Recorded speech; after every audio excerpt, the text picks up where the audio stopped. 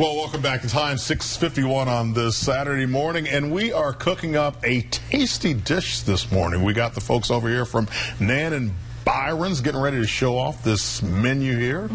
Chef Kyle's joining us this morning, and who doesn't love a good pork chop at 7 a.m.? That's right. So, we put some eggs on this. We're ready to go, right? Absolutely. And I see jalapenos. So you are a man after my heart. What are you cooking up for us today? Well, actually, what I'm making here, this is an entree off our dinner menu, and it's a grilled pork chop with white cheddar and jalapeno grits. Wow. A little bourbon whole grain mustard sauce.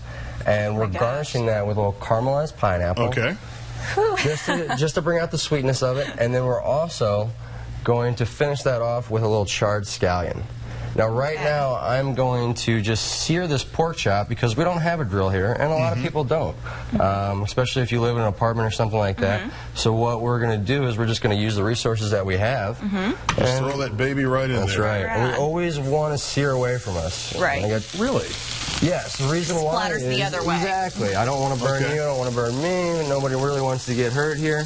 And cooking can be dangerous if you don't know what you're doing. You know, who here has a ton of cooking injury at some point? Okay, so how thick is that pork chop, and how long do we want to leave it on? How hot? All those questions. So this is probably about a ½ inch pork chop. Okay. And what we want to do is we want to leave it on probably for a good minute in the pan. Okay. And then what we're going to do is we're going to throw it in the oven for about 6 to 8 minutes at about 375. Right?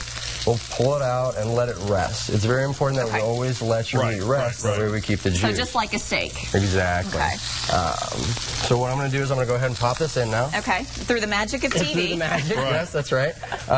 And like I said, we're going to let that cook for about 6 to 8 minutes.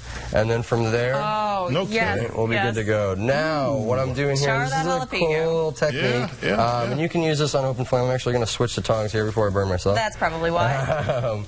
And what we're going to do is like roasting a marshmallow. Exactly. We're going to burn it nice and dark, and then we're going to put it in either a Ziploc bag or a sealable container. Okay. And what does that do? It's going to release the skin. So we're actually going to be able to see how it's charring up a little bit there. So now, do we actually want it black around there, or just kind of that brown? Okay, we want it. No, you want it nice and dark. All right. And what the steam's going to do, it's release the skin. We'll be able to de-seed it, peel it, remove the stem, and then put it in our grits, or maybe just in a salsa or something like that. You know, add a little twist just eat or something. It whole, whatever. Yeah, right. Right. It kind of loosens it up, is what it does. Exactly. Ooh, it smells so good in here. I wish you guys could smell that. Yeah, you're talking about marshmallows. This thing, it's almost like ready to foam up like a marshmallow. There you go. Yeah. But if you did that long enough, you probably would see that. Now, when people come to the restaurant, they have this with a bourbon glaze. Talk about that. You can't do that here. You know. Exactly. Well, the bourbon glaze is actually, it's a very simple technique. You can take some house bourbon. You know, obviously, I wouldn't recommend using anything too expensive. Oh, no Maker's Mark or Happy Van Winkle. Don't go using the Bullet Rye just yet. So, and what we do is we just burn the alcohol off that a little bit, add a little bit of brown sugar, and then you're adding 2 kinds of mustard. You're adding a whole grain, and you're adding a Dijon. Oh. And then a little bit of water, seasoning, and what that's going to do is create a sauce for you. It's a very simple sauce, and it adds a little bite to a pork chop that's so mild. All right, very neutral in flavor. Let me ask this, because a lot of folks in their homes, they have electric ranges, so therefore they can't necessarily find the same kind of effect that you get with the flame. What suggestions you got? Broiler. If you turn your broiler up, I mean, obviously there's only 2 temps, high or low. You can achieve the same thing we did with that pepper on a high broiler, probably at about 3 to 5 minutes. Okay.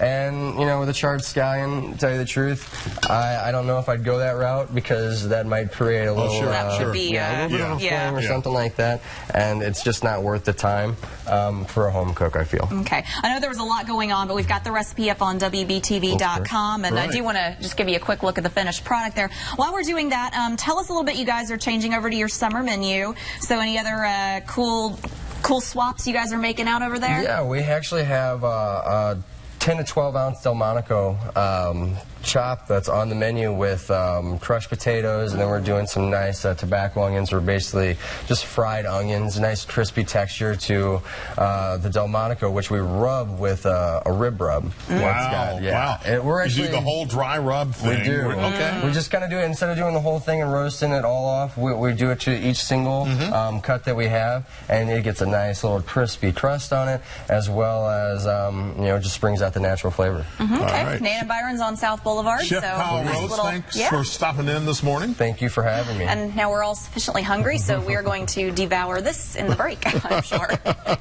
Something like that. Something like that. All right. Well, coming up is